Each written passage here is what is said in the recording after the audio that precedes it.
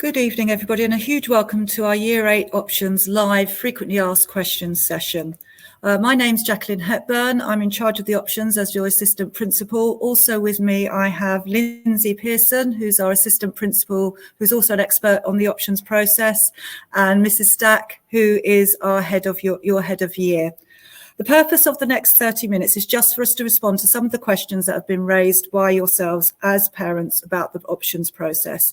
It's not a forum for actual individual questions, it's just for general questions about the process.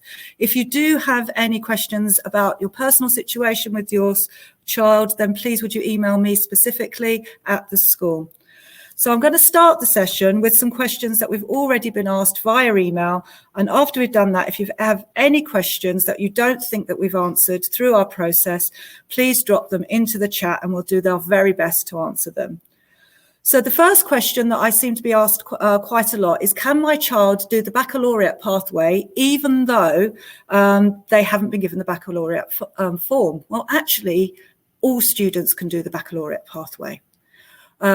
What the pathways mean are they're just our way of helping you to choose appropriate options for your child.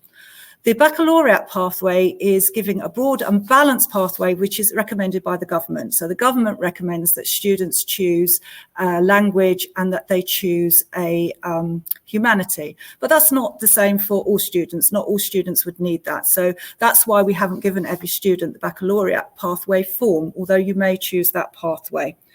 The other thing I wanted to say was that with the choosing the options for your child, there are three things that you need to bear in mind. The first thing is, does your child actually enjoy the subject? And that's the most important thing beyond all the pathways or anything else, is does your child enjoy the subject? The second thing is your child good at the subject? So if they enjoy the subject and they're good at the subject, then that's probably a good choice for them. Where the baccalaureate pathway comes in is you might want to look at something where does the choice make your child look good?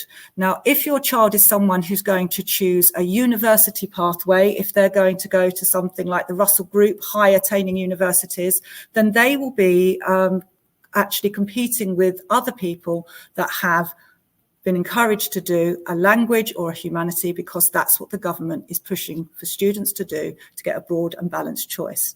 But if your child is someone who really would like to do performing arts later on, then actually they are able to choose drama, dance, and also music BTEC. So they can choose 3 performing arts subjects as well.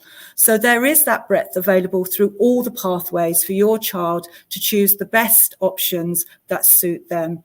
Our forms are just a recommendation for you.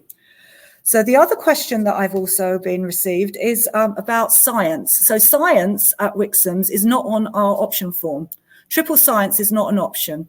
What we do at Wixams is we treat all the students in year 9, they all have their science lessons the same. And then in year 10, depending on their ability, they will have the option of doing a triple science if they are within that fast track group. So if they're attaining the right sorts of grades, they will be given that option. So triple science is not something that we choose in this option process in year 8. It's far too early for us to make that decision.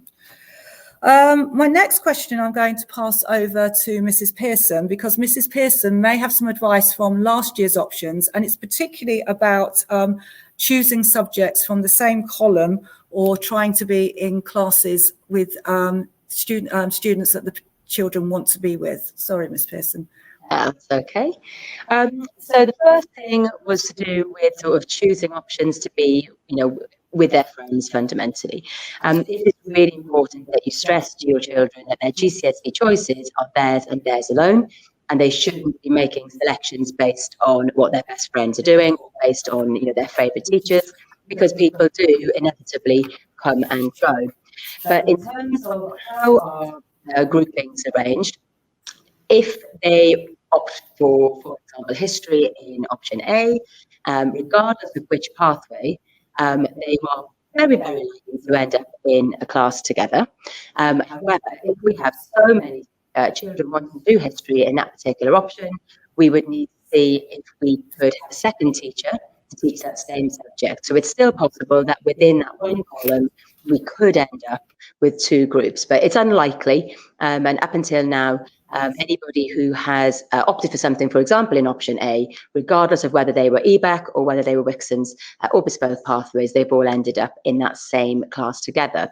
Now, filling out the form was something that we spent quite a lot of time in recent years going over with families, but people do still make mistakes. So we just wanted to make sure we gave you the opportunity to sort of clarify exactly what you need to do. So the first thing, once you've had your discussions with your child, you've watched the videos and you've sort of narrowed down those choices, you need to make sure that they are making one choice from all 4 columns. So they cannot look at column C and think, actually, I don't like anything in that, I won't choose it. They must make a choice from each column. And the reason for that is that each column represents 5 hours of teaching time across 2 weeks. So if they don't make a choice in that column, then of course they wouldn't have an actual lesson to go to. So that's the first thing. Please make sure that they have made a choice from each and every one of those 4 columns. After that, it's then really important to make sure that they have got a number 1 and a number 2 in each column. So for example, they may have chosen history in option A, and then they may have chosen dance as their second choice. So they should have a number 1 and a number 2 in each of the 4 columns.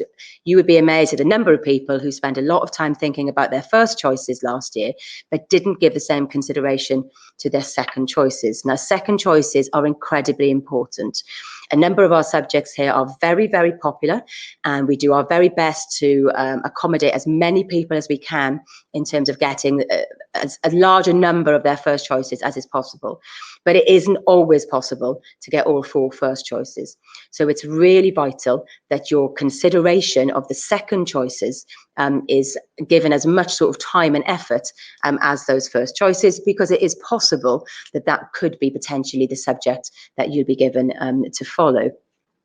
And then I think the last thing with regards to option choices from my perspective is if there are a series of subjects that your child desperately wants to take, it is absolutely okay for you to select them as number 1s, and then in different columns for you to make those same 4 selections, as long as the columns work, of course, as your number 2s. Many of these subjects appear in more than one column, and it would therefore be possible to make history your first choice in option A and history your second choice in option D, if you are desperate to make sure that you are going to follow history. And that's probably some really good advice there, is just to make sure that you duplicate anything that you are really, really desperate to study.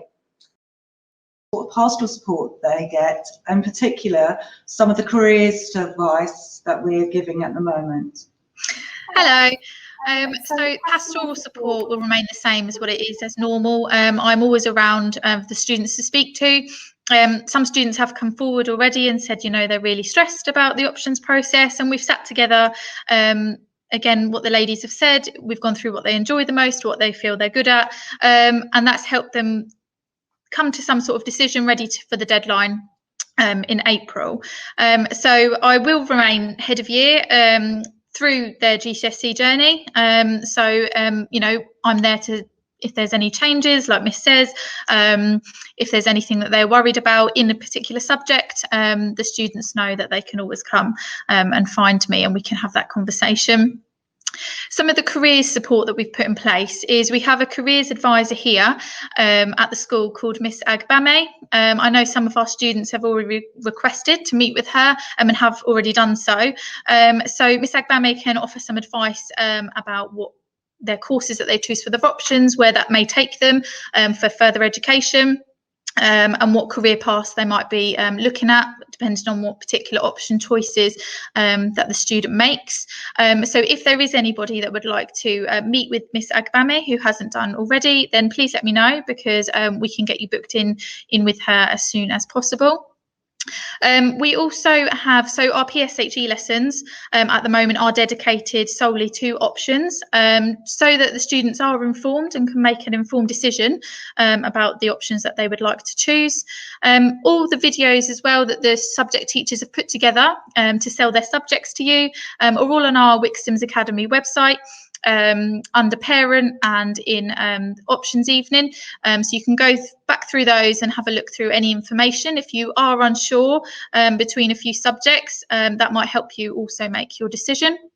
And finally, we have the START profile, which all students have been made aware of and have been given their login details to log into. So this is really kind of a platform for them to type in, maybe they have no idea what they'd like to be, or maybe they do have some sort of idea of where they would like to go, and it will just guide them along where they could go and what options maybe best suit them. So that's definitely something to have a go at and have a look at. But if there are any questions, and as parents yourself, if you are have any questions yourself and would like me to sit with the student and go through the options booklet, I'm more than happy to do so, and I'm always around to offer that support. Okay. Thank you, Ms. Stack. So I've got one question from Robert, which says, why do you have to have a pink subject choice? Well, the pink subjects, we've explained in the introductory video, is all about having a broad and balanced choice of options. So you've got a broad curriculum. And we assist on at least one pink subject within the Wixams pathway and the bespoke pathway, so that you have this broad choice, but also it's to do with our Progress 8. So Progress 8 is something that the school is measured against.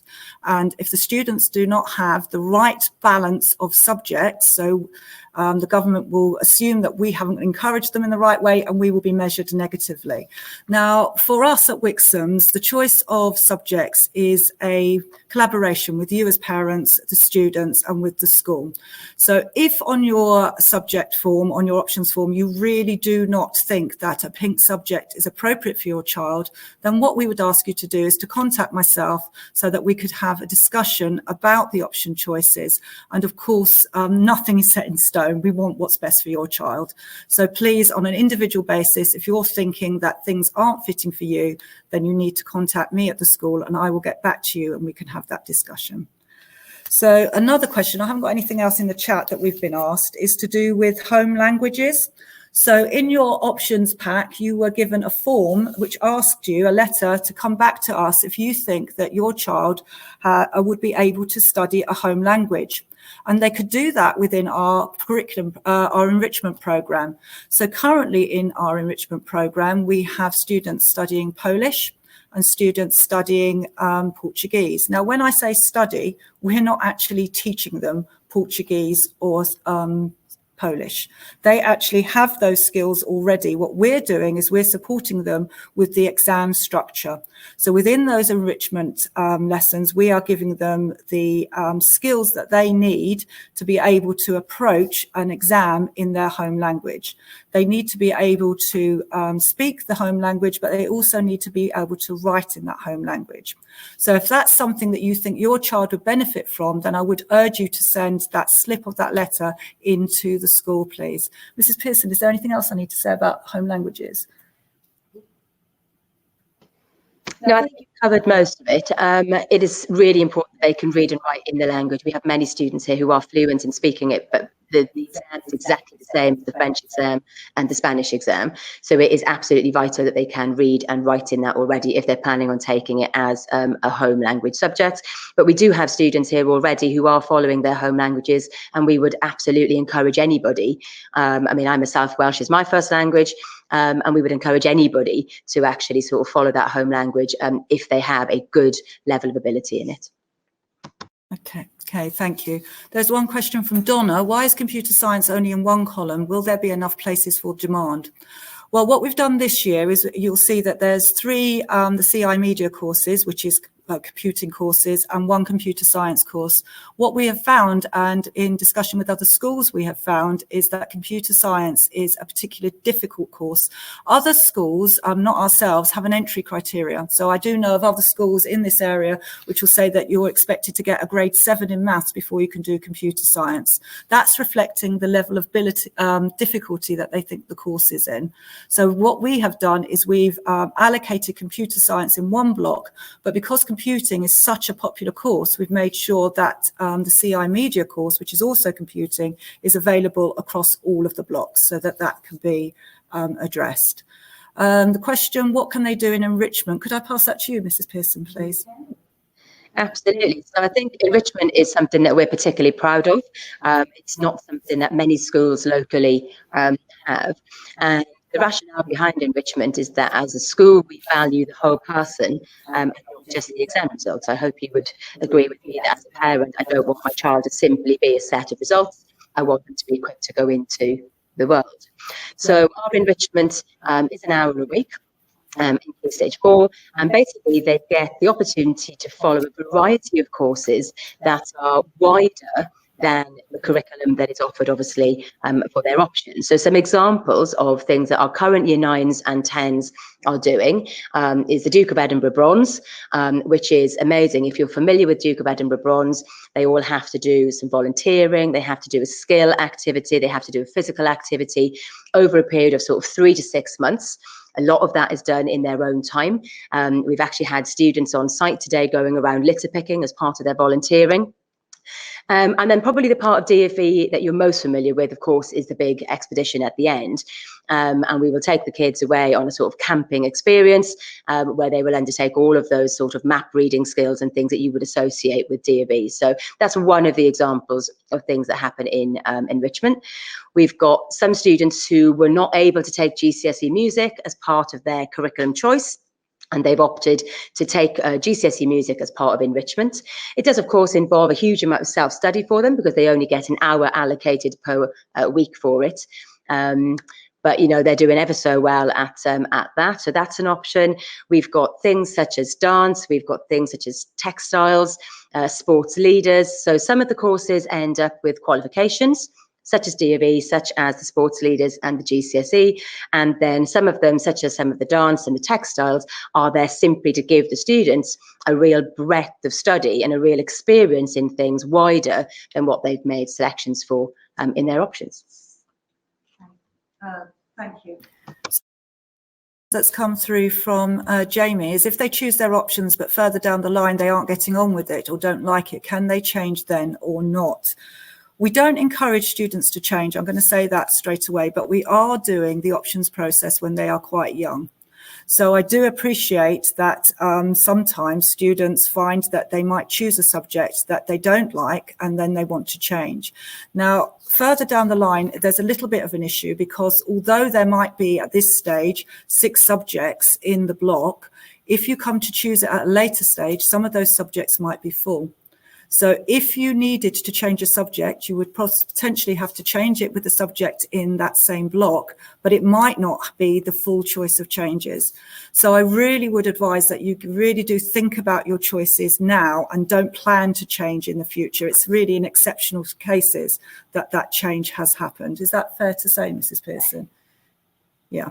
So that's my advice there. I do have a question about music and music BTEC. Before I go on to that question, what I would like to do is explain the difference between our GCSEs and our BTECs. They are of the same level. They are both level 2 qualifications. They are both viewed the same way by colleges and universities. The only difference is the way in which they are assessed. So GCSEs tend to be assessed with an exam at the end of the course, where BTECs tend to have more continual assessment throughout the course. The actual question says, do you have to be playing an instrument to do music BTEC? Well, I do know that singing is considering an instrument. So in that respect, no. Could you answer that question fully, please, Mrs. Pearson? I can. So for GCSE music, you absolutely have to play an instrument.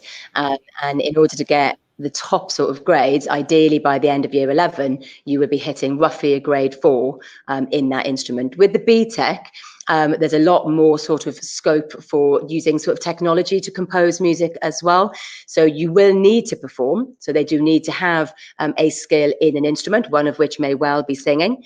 However, they don't need to be at a grade 4 level by the end of year 11. And for many of our students who really enjoy with Mr. Boast right now, composing and performing sort of using technology, so DJing, for example, that would be a replacement. So it's not what you might consider to be your traditional instruments necessarily for BTEC, but it certainly is for the GCSE. pupil will have their first or second choices. Is there an appeals process if we're unhappy with what has been allocated? Well, this whole process is a collaboration between yourself and us. So appeals process doesn't really come into how we're dealing with things. We've already had those discussions. It's a little bit more difficult this year because we've got 3-year groups going through the options process. There's less flexibility this year than other years, but unless a group gets oversubscribed, I cannot see any reason why you would be going into your second choices. Other reasons why we had to go for our second choices in previous years, Mrs. Pearson, could you give examples at all? It was generally to do with being oversubscribed. So we obviously looked at getting all students as many first choices as we possibly can do. And in the vast majority of cases, I think in year 10 and in year 9, the vast majority of students are following all 4 of their first choices. Where students were not able to have that first choice because of oversubscription, it was very much a negotiation, conversation between the school and the families, so that we could come up with a resolution that everybody was happy with.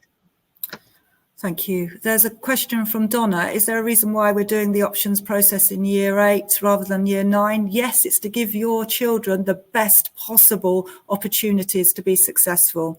In Wixams at year 9, we do a lot of monitoring of our Key Stage 3 curriculum to ensure that we can cover all our Key Stage 3 objectives in 2 years, which we can. And therefore, we feel that we can give your children more of an opportunity to be successful by doing those GCSE intensive courses over the 3 years. Now, I already had a question about what happens if we find an option and we don't quite like it. Well, if you're on a 2-year course, that gives you 5 terms to study that course. Therefore, there is no option to change. That will be it. So it does give us that little bit of flexibility by starting in year 9. It also means that we're not an exam factory at Wixams. If you think about doing your GCSEs that are very intensive courses over 5 terms before you're examined on them, that is quite difficult. It means that you have to do content, and there's very little time to actually look at the breadth and to concentrate on those skills. So in order to give us the time to develop those skills and for your students to actually enjoy the subjects rather than just focus on the exam, we feel that it's best placed at Wixams to do it over 3 years. Does anyone want to add anything to that? Is that, yeah.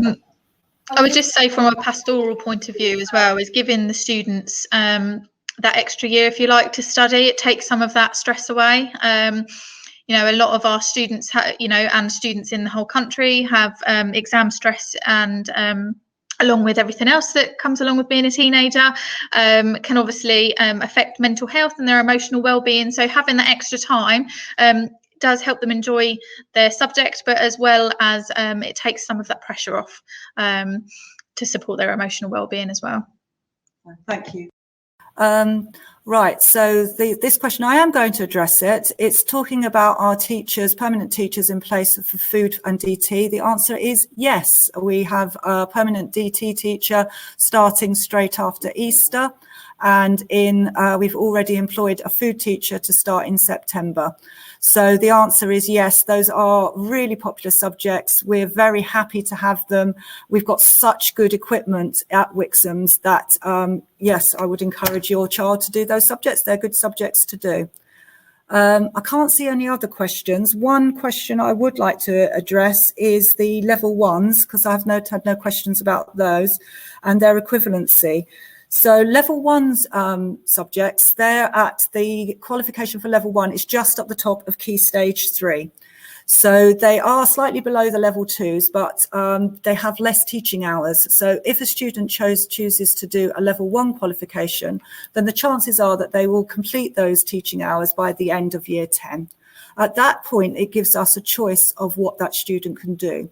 So if they are a student that needs additional support, perhaps in their core subjects, then we could use that time to do some intervention, perhaps in maths or in English.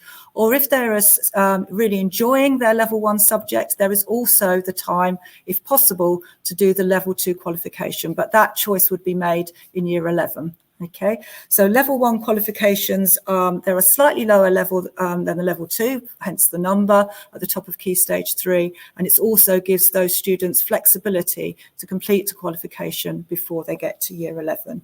Anything else I could add there, Mrs. Pearson? No? What are the enrichment subjects? Well, they do change. You've got your enrichment subjects like your Duke of Edinburgh. We've talked about our home languages. We've talked about sports leaders. So there are many enrichment subjects. It's another way which is bespoke to really our school that we ensure that students have that broad range of subjects that they can take.